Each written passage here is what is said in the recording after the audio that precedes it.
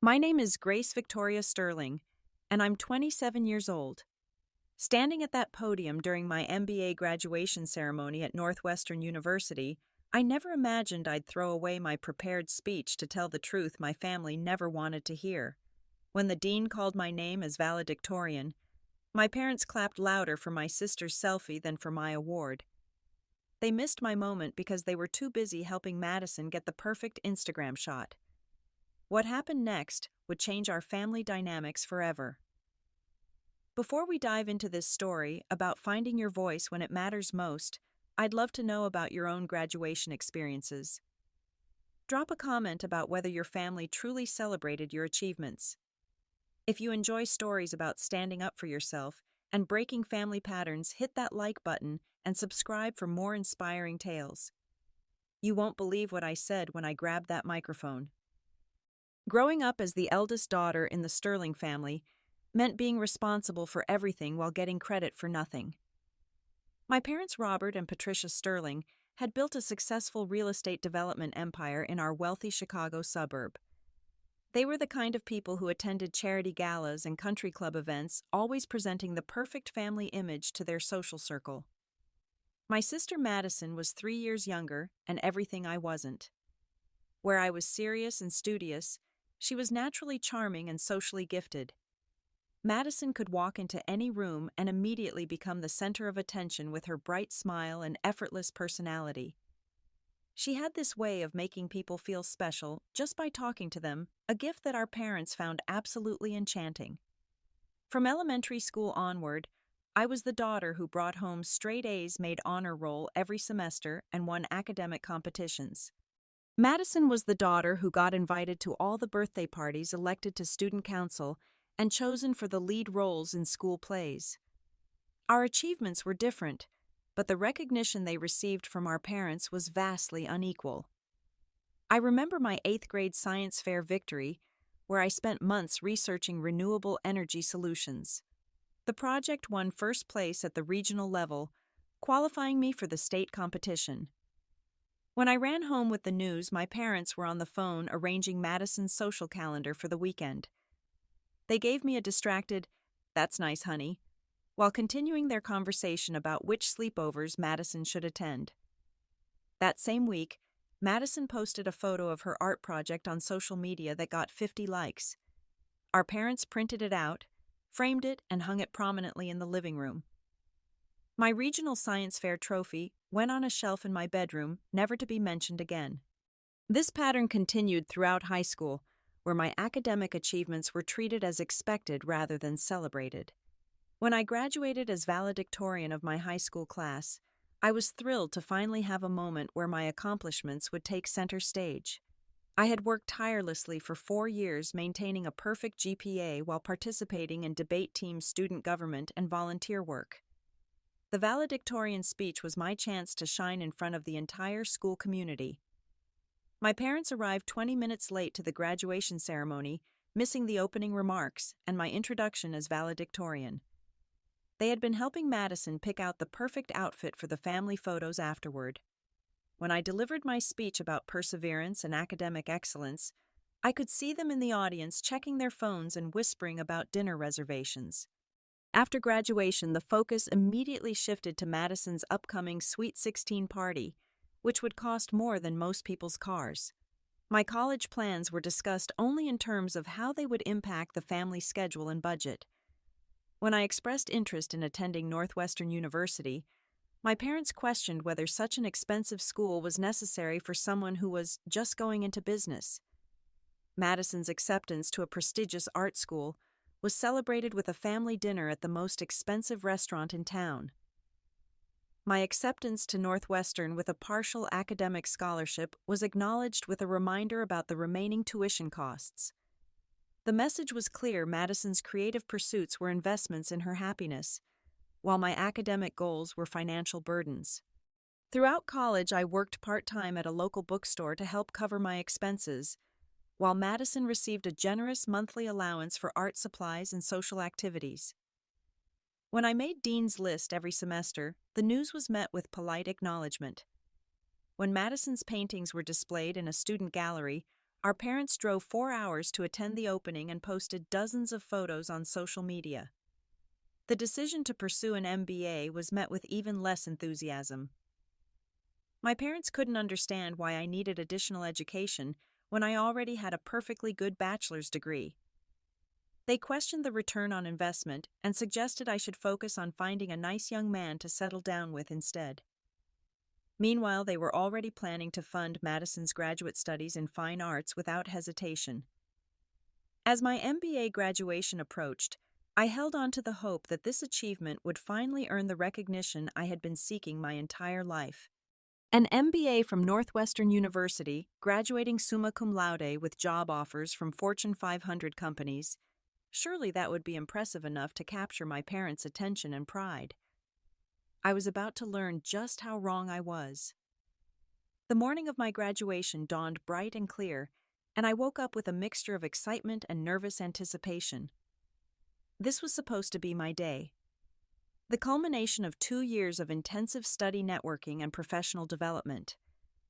I had earned this moment through countless hours in the library, challenging group projects and internships that pushed me far beyond my comfort zone. At breakfast, the family conversation centered entirely around Madison's outfit choices for the graduation photos. She had brought 3 different dresses and was modeling each one, while our parents offered detailed opinions about which color complemented her skin tone best. When I mentioned that I would be recognized as valedictorian during the ceremony, the response was a distracted, "That's nice, dear," from my mother, who was busy adjusting Madison's necklace for optimal photo lighting. My father was scrolling through his phone reading about Madison's upcoming art gallery, showing that was scheduled for the following month. He was already planning the guest list and discussing catering options with my mother. The excitement in his voice when talking about Madison's art opening was palpable, a stark contrast to his polite but lukewarm response to my academic achievements. During the car ride to Northwestern, I sat in the back seat listening to my parents discuss Madison's social media strategy for the graduation photos. They debated camera angles, lighting conditions, and which hashtags would generate the most engagement. Madison was practicing poses in the passenger seat, perfecting her smile and finding her best angles for the inevitable photo session. I tried to join the conversation by sharing details about the ceremony program and explaining my role as valedictorian speaker, but the discussion kept returning to photography logistics. My mother was worried about her own appearance in the family photos and had packed a small makeup bag for touch-ups throughout the day. The graduation itself seemed secondary to the documentation of the event. When we arrived at the university, my parents immediately began scouting locations for the best family photos. They were more interested in the architectural features of the campus and the aesthetic appeal of various backgrounds than in the significance of the ceremony we were about to attend. Madison had already started taking selfies with the university buildings, posting them to her Instagram story, with captions about supporting my brilliant sister. The pre-ceremony reception gave me a chance to introduce my parents to some of my professors and fellow students. I was proud to share my academic accomplishments and the relationships I had built during my time at Northwestern. However, my parents seemed more focused on networking opportunities for their real estate business than on celebrating my achievements with the people who had supported my educational journey. Professor Williams, who had been my thesis advisor, approached us to congratulate me on my exceptional research project about sustainable business practices. She explained to my parents how my work had been selected for publication in a peer-reviewed journal and had already generated interest from several major corporations. My parents smiled politely, but quickly changed the subject to ask about photo opportunities around campus. During the family photo session before the ceremony, the dynamic became even more obvious. Madison naturally gravitated toward the center of every shot, and my parents positioned themselves to highlight her presence. I found myself pushed to the background literally and figuratively. The photographer had to repeatedly ask my family to include me more prominently in the shots, since I was supposedly the reason we were all there. As we made our way to the auditorium, I overheard my mother talking to another family about Madison's artistic talents. She described Madison as the creative one, and then added almost as an afterthought that Grace is just academic. The casual dismissal of everything I had worked for hit me like a physical blow. My years of dedication and achievement had been reduced to just academic, in my own mother's description. The ceremony was about to begin, and I was starting to realize that even this pinnacle moment might not be enough to earn the recognition I had been seeking my entire life. But I had no idea that my growing awareness of this pattern was about to lead me to make the most important decision of my adult life. Sometimes, the moment when you finally understand your situation is the same moment you decide to change it. The graduation ceremony began with the traditional processional, and as I walked across the stage in my academic regalia, I felt a surge of pride mixed with nervous anticipation.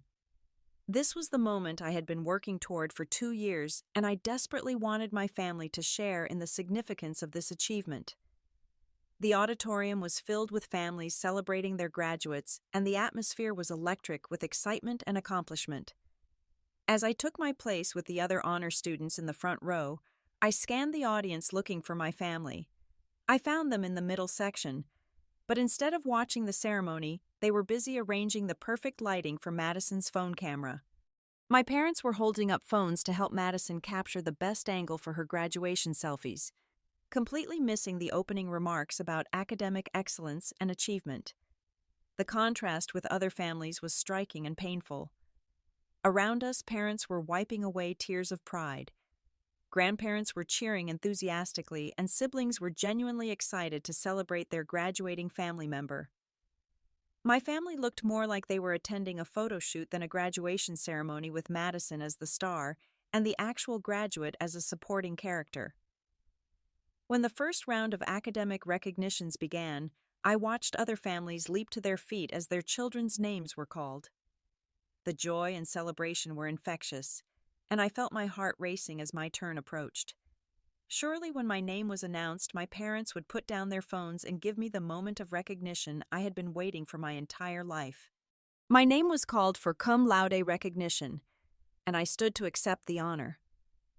The applause was polite but brief from my family's section, and neither of my parents stood up. They clapped softly while Madison continued to pose for photos using the ceremony lighting to capture what she called the perfect graduation glow. I sat back down feeling hollow and invisible, despite being surrounded by hundreds of people celebrating academic achievement. As the ceremony continued, I found myself studying other families' reactions to their graduates. When Jessica Martinez was recognized for her research excellence, her entire family erupted in cheers and held up homemade signs with her name. When David Chen received his leadership award, his parents stood and applauded with tears streaming down their faces. The genuine pride and celebration were exactly what I had imagined my own family would show. The moment of truth was approaching. Dean Harrison stepped to the podium to introduce the valedictorian speaker, and my heart began pounding with a mixture of excitement and dread. This was it. This was the moment that would either finally earn my parents' attention and pride, or confirm what I was beginning to suspect about my place in their priorities. Dean Harrison's voice filled the auditorium as he began reading my accomplishments. It is my honor to introduce this year's valedictorian, a student who has exemplified academic excellence, leadership, and innovation throughout her time at Northwestern.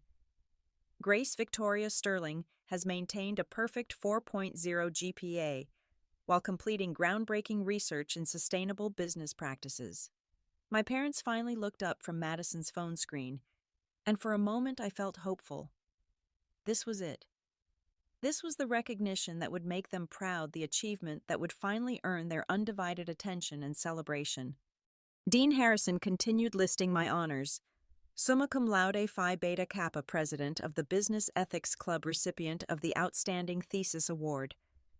But as the dean spoke, I watched my parents' attention drift back to Madison, who was now asking for help adjusting the angle for better selfie lighting. My mother leaned over to help position the phone while my father held up a small mirror to enhance the lighting on Madison's face. They were literally missing the announcement of my greatest academic achievement to help my sister take better photos. The auditorium erupted in applause as I stood to walk to the podium and I could hear genuine enthusiasm from my professors, classmates, and their families. But from my own family's section, the applause was distracted and brief. Madison was too busy reviewing her photos to clap, and my parents were still helping with her lighting situation. As I approached the microphone, something shifted inside me. This was supposed to be my moment of triumph, the culmination of everything I had worked for, but my own family was treating it like a minor interruption to Madison's photo session. I looked out at the audience and saw hundreds of faces looking back at me expectantly, waiting for the inspirational speech that valedictorians traditionally deliver. I had prepared remarks about future success leadership challenges and the importance of lifelong learning. But standing there at that podium, watching my parents help Madison perfect her selfie technique, while I was being honored as valedictorian, I realized that I had something much more important to say. It was time to speak a truth that had been building inside me for 27 years. Standing at that podium, looking out over an audience of graduates' families and faculty members, I felt a moment of absolute clarity. In my hands was the prepared speech I had worked on for weeks, full of generic inspirational messages about embracing the future and pursuing excellence. But watching my parents' continued focus on Madison's photography session during my moment of recognition had pushed me past a breaking point I didn't even know existed. I looked directly at my family in the audience. Madison was still adjusting her pose for better lighting, completely oblivious to the fact that the ceremony had paused for my speech. My parents were holding phones and offering suggestions about camera angles, treating my valedictorian address as ambient background noise to their photo session. The disconnect was so profound that it felt almost surreal. Taking a deep breath, I made a decision that would change everything. Instead of unfolding my prepared remarks, I crumpled the speech in my hands and set it aside. The gesture was visible to the audience, and I could see some confusion and curiosity about what was happening. Dean Harrison looked concerned, but he trusted me enough to let me proceed without intervention.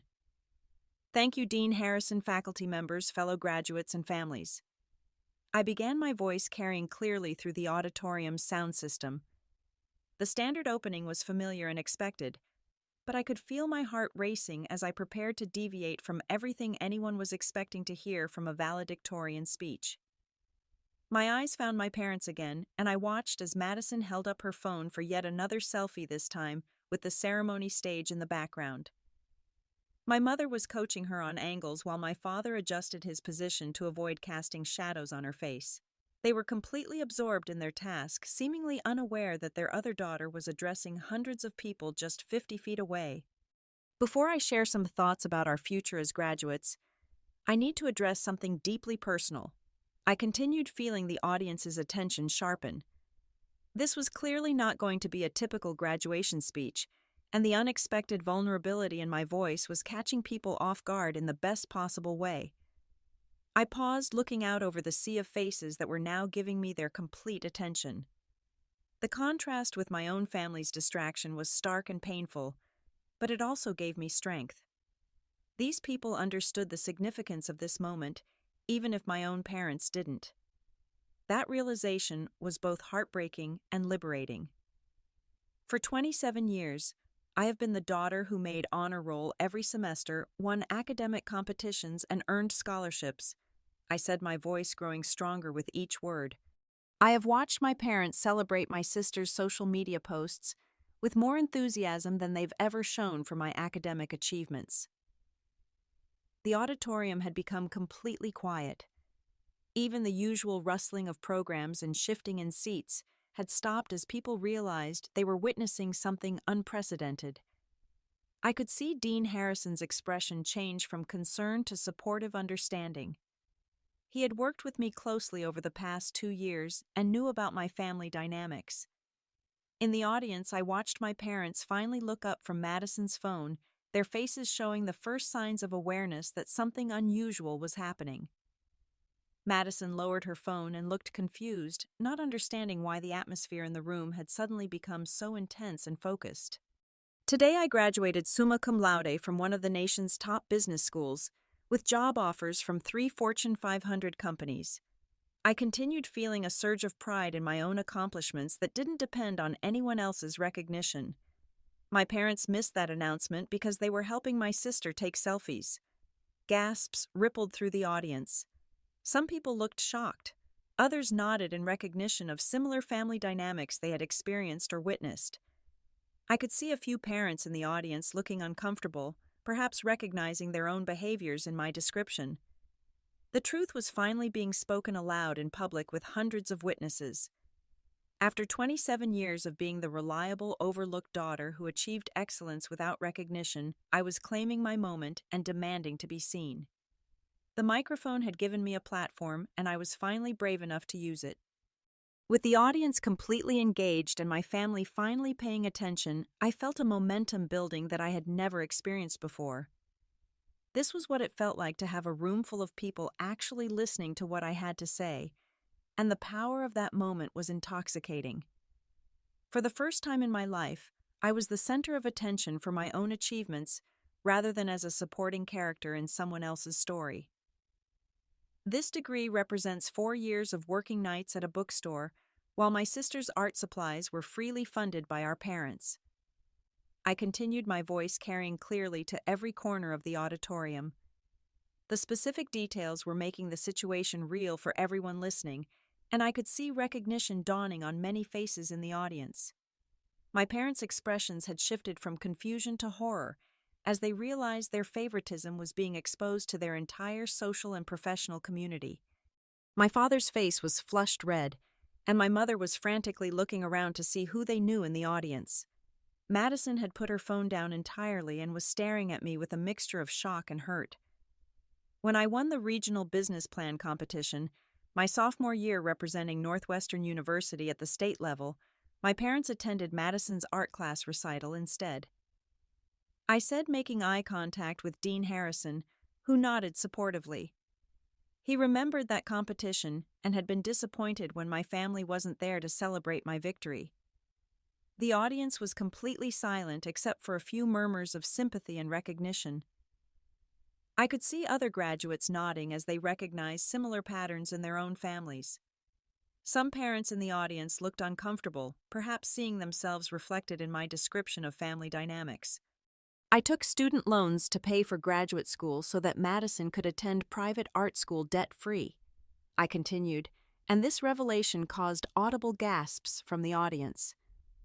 The financial sacrifice I had made to preserve my sister's opportunities was something I had never spoken about publicly, but it felt important to acknowledge the full extent of the disparity.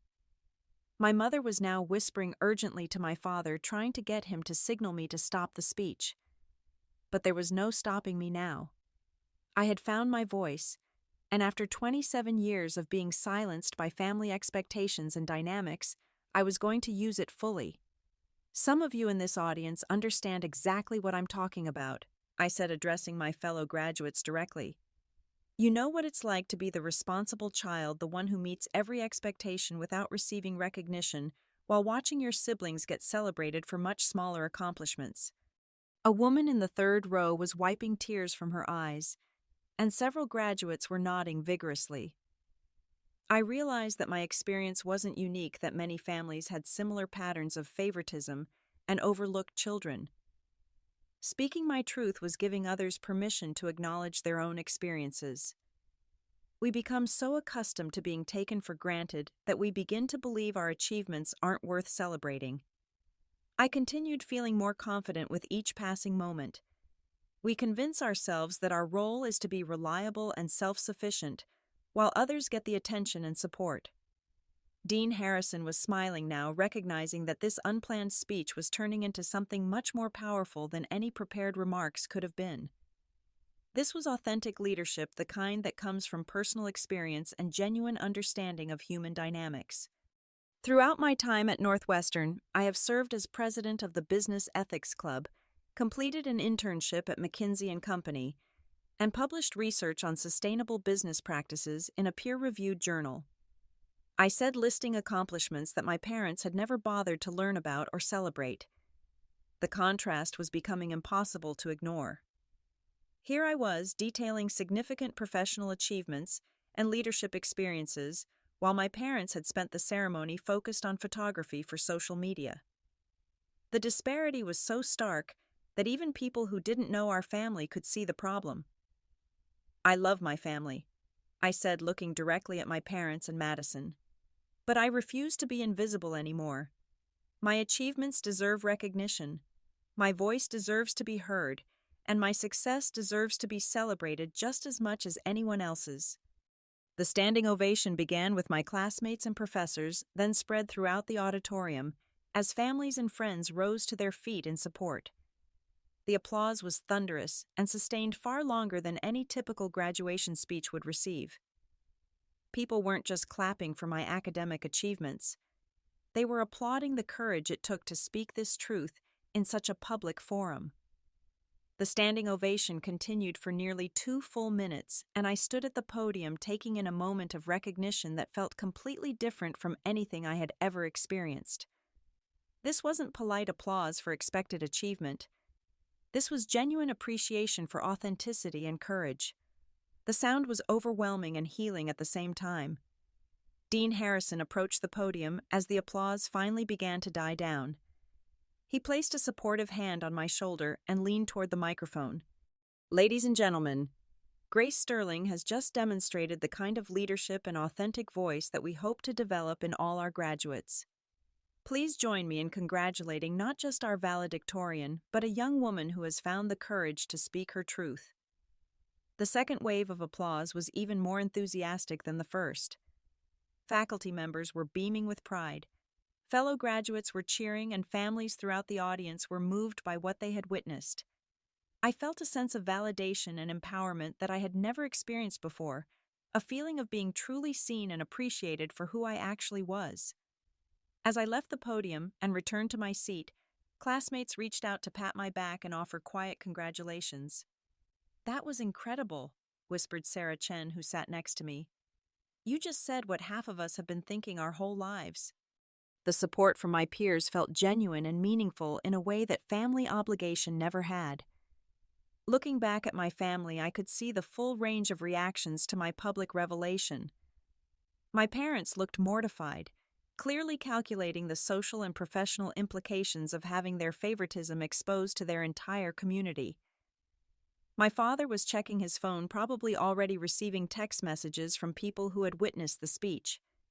Madison's reaction was more complex. She looked hurt and confused, but I could also see the beginning of understanding in her eyes. For the first time, she was seeing our family dynamic from my perspective, and it was clearly uncomfortable for her to realize the extent of her privilege and my invisibility. After the ceremony concluded, the usual post-graduation mingling began.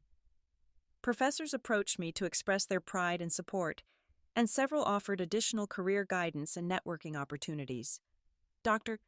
Peterson from the Business Ethics program said my speech would be talked about for years and had perfectly demonstrated the kind of ethical leadership the program aimed to develop. Other families approached me as well. Mrs. Williams, whose daughter had graduated with honors in marketing, hugged me and said, "I have 3 children, and after hearing your speech, I'm going home to make sure each of them knows how proud I am of their individual achievements." Several parents thanked me for opening their eyes to patterns they hadn't recognized in their own families. The most meaningful interactions came from fellow graduates who had experienced similar family dynamics. Tom Rodriguez told me about being the overlooked middle child whose accomplishments were always overshadowed by his siblings' more dramatic personalities. Jennifer Kim shared her experience of being the academic daughter whose achievements were dismissed while her sister's social successes were celebrated. When my family finally approached me in the parking lot, the conversation I had been dreading and anticipating for years was about to begin. My parents were clearly angry and embarrassed, while Madison looked uncertain and upset. The public nature of my revelation had changed the family dynamic permanently, and we all knew there was no going back to the way things had been. "Grace, what you did in there was completely inappropriate." My father began, his voice tight with controlled anger. "You humiliated your family in front of hundreds of people, including our friends and business associates. How could you air our private family matters in such a public forum?" My mother was less direct but equally upset. "Honey, I don't understand why you felt the need to say those things. We've always been proud of you. Maybe we don't show it the same way we show pride in Madison, but that doesn't mean we don't care about your accomplishments." For the first time in my adult life, I felt completely calm in the face of their disapproval. The fear of disappointing them or causing family conflict had lost its power over me. "The truth isn't humiliation," I replied evenly. "It's liberation. For 27 years, I've been waiting for you to notice my achievements and celebrate my success. Today I realize that I don't need your recognition to know my own worth." Madison stepped forward hesitantly. "Grace, I had no idea you felt this way. I never meant to take attention away from you. I didn't even realize that I was getting more support and recognition than you were." Her voice was small and uncertain, and I could see genuine distress in her expression. "Madison, this isn't about you personally," I said gently. "You were just being yourself, and there's nothing wrong with that. This is about patterns that our parents established and maintained throughout our childhood. You benefited from those patterns, but you didn't create them." In the months that followed my graduation speech, the consequences of speaking my truth rippled through every aspect of my life in ways I had never anticipated. Within a week, I had received job offers from 2 additional companies whose executives had been in the audience or heard about my speech through professional networks. The courage I had demonstrated in addressing difficult family dynamics was seen as exactly the kind of leadership quality that top corporations valued. I accepted a position with a prestigious consulting firm in Boston, partly because of the excellent career opportunities, but also because the distance from Chicago would give me space to establish my independence. The decision to move across the country was both practical and symbolic, representing my commitment to building a life based on my own values rather than family expectations. The first few weeks in Boston were challenging as I adjusted to a new city, a demanding job, and the emotional aftermath of fundamentally changing my family relationships. I found myself experiencing anxiety attacks and having trouble sleeping, symptoms I had never dealt with before. The stress of breaking family patterns was more intense than I had expected. Dr. Amanda Foster, the therapist. I began seeing specialized in family trauma and helped me understand that my graduation speech had been a healthy but dramatic way of establishing boundaries that should have been set gradually over many years. She explained that families with favoritism patterns often struggle to change even when the problems are clearly identified. My work at the consulting firm was challenging and rewarding in ways that surprised me. For the first time in my professional life, I was in an environment where my analytical skills and attention to detail were genuinely valued rather than taken for granted. My colleagues appreciated my work ethic and recognized my contributions, creating a positive feedback loop that boosted my confidence significantly. About 3 months after graduation, Madison called me for the first time since the ceremony.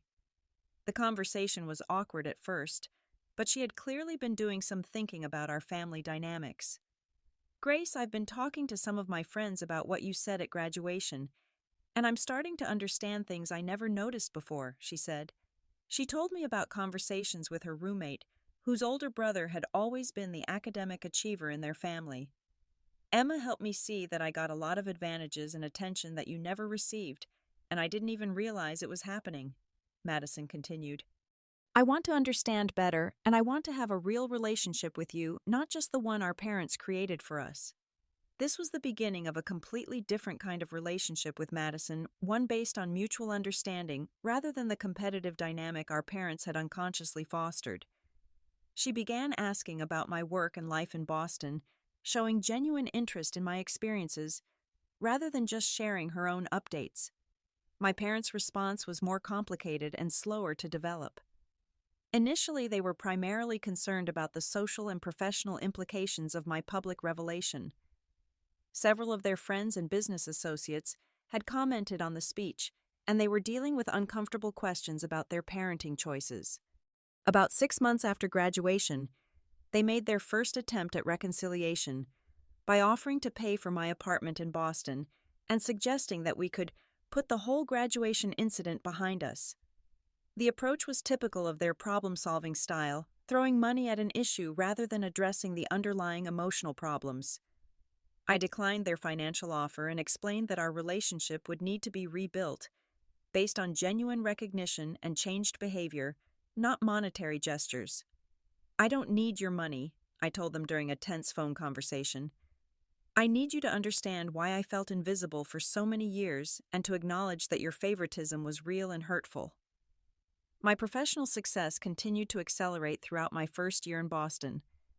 I was promoted to senior consultant within 8 months and was asked to lead a team on a high-profile project for a Fortune 500 client. The recognition felt genuine and earned completely different from the conditional approval I had grown up seeking from my parents. Speaking engagements began to come my way as word spread about my graduation speech and my expertise in business ethics. I was invited to speak at conferences about authentic leadership and the importance of addressing family dynamics in professional development. These opportunities allowed me to help others who had experienced similar overlooked child syndrome. One of the most meaningful experiences was speaking at a workshop for first-generation college graduates about maintaining authentic relationships with family members who might not understand their achievements. Many participants shared stories remarkably similar to my own experience, and I realized how common these family patterns actually were. The relationship with my parents began to slowly improve after they attended family therapy sessions, recommended by Dr. Foster. The process was difficult and uncomfortable for everyone involved, but it started to create space for honest conversations about favoritism, expectations, and recognition that had never been possible before. Madison and I grew closer as she began to understand the full impact of our childhood dynamic on both of our development. She realized that the constant attention and praise she had received had actually created its own pressures and insecurities, while my self-reliance had given me strengths she was still developing. By the end of my first year in Boston, I had achieved a level of professional success and personal confidence that felt entirely my own.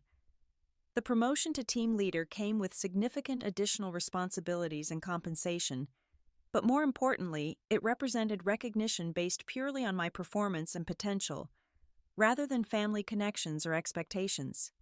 Standing in my Boston apartment one evening, looking out at the city lights and reflecting on the year since graduation, I felt a sense of peace I had never experienced before. Taking that microphone had been the moment I finally found my authentic voice, and everything that followed had been built on that foundation of self-advocacy and truth-telling. 2 years after my graduation speech, I stood in front of another microphone, this time at a leadership conference in San Francisco, where I was the keynote speaker. The topic was finding your authentic voice in professional settings, and as I looked out at an audience of young professionals, I thought about how much my life had changed since that pivotal moment at Northwestern. My career had exceeded every expectation I had set for myself. The consulting firm had promoted me to principal consultant, making me one of the youngest people in company history to reach that level. The clients I worked with sought out my expertise specifically, and my team consistently delivered results that set new standards for the firm. Success felt different when it was built on genuine recognition rather than desperate seeking for approval. The relationship with my family had evolved into something healthier, but fundamentally different from what it had been before. My parents had eventually participated in family therapy where they began to understand the impact of their favoritism patterns. The process was difficult and sometimes painful, but it created space for more honest communication than we had ever achieved. Madison and I had developed a genuine friendship as adults, built on mutual respect and understanding rather than competition for parental attention. She had thrived in her art career and was having her first solo gallery show in New York. Our relationship now included regular phone calls, where we actually listened to each other and offered support for our different but equally valid career paths. Dr. Foster had helped me understand that my experience of being an overlooked child had actually developed valuable skills that served me well in leadership roles. The ability to work independently, solve problems without constant validation, and maintain high standards without external pressure were all strengths that had emerged from challenging family dynamics. The speaking engagements had become a meaningful part of my career, allowing me to share insights about authentic leadership and family dynamics with audiences who often had similar experiences. The feedback I received from these presentations consistently highlighted how rare it was to hear someone speak honestly about family favoritism and its professional implications. One of the most rewarding developments had been mentoring other young professionals who had grown up as overlooked children in their families. Through a formal mentorship program at my company and informal relationships that developed from speaking engagements, I was able to help others navigate the process of building confidence and finding their authentic voice in professional settings. The Boston apartment had become a true home decorated with my own taste and filled with furniture I had chosen because I liked it, rather than because it impressed anyone else. The space reflected my personality and interests in ways that felt authentic and comfortable. Having a physical environment that was entirely my own had been more healing than I had anticipated. Dating had become easier as I learned to value myself properly and set appropriate boundaries in relationships. The man I was currently seeing, David, was a fellow consultant who appreciated my drive and ambition rather than feeling threatened by my success. Our relationship was built on mutual respect and support, providing a model for healthy partnership that I had never seen in my family. My financial independence was complete and satisfying. The student loans from graduate school had been paid off ahead of schedule, and I was contributing to retirement accounts and investment portfolios that would ensure my long-term security. The contrast with Madison's continued financial dependence on our parents was stark, but no longer painful. Standing at that conference podium, I shared the story of my graduation speech and its aftermath with an audience of professionals who understood the challenges of finding authentic voice in competitive environments. The response was overwhelming, with many people approaching me afterward to share their own stories of family dynamics and workplace challenges. The microphone was always there, I told the audience as I concluded my presentation. I just had to be brave enough to take it. Your authentic voice exists, and it's powerful, but you have to be willing to use it even when others might not want to hear what you have to say. The lesson I had learned and now shared with others was that recognition from family is wonderful when it happens, but it cannot be the foundation for self-worth or professional success. Building confidence based on genuine achievement and authentic relationships creates a much stronger foundation for long-term happiness and career growth. As I left the conference that day, I reflected on the journey from that overlooked daughter standing at her graduation podium to the successful professional and confident woman I had become. The courage to speak truth in that crucial moment had opened doors I never could have imagined, both professionally and personally. Your worth isn't determined by your family's ability to see it, but by your courage to claim it and your commitment to building a life that reflects your authentic values and aspirations. The microphone is always there, waiting for you to be brave enough to take it and share your truth with the world. Have you ever felt invisible in your own family or overlooked despite your achievements? What gave you the courage to finally speak up and claim your worth? Share your experiences in the comments, because your story might inspire someone else who's struggling to find their voice. If this story resonated with you, please hit that like button and subscribe for more tales about overcoming family challenges and finding authentic success. Don't forget to share this video with anyone who needs to hear that their achievements matter and their voice deserves to be heard. Thank you for listening to my journey from invisible daughter to confident leader, and remember that sometimes the most important thing you can do is refuse to stay silent about your own worth. Here's to finding your voice, claiming your achievements, and building a life where you're truly seen and valued for who you are.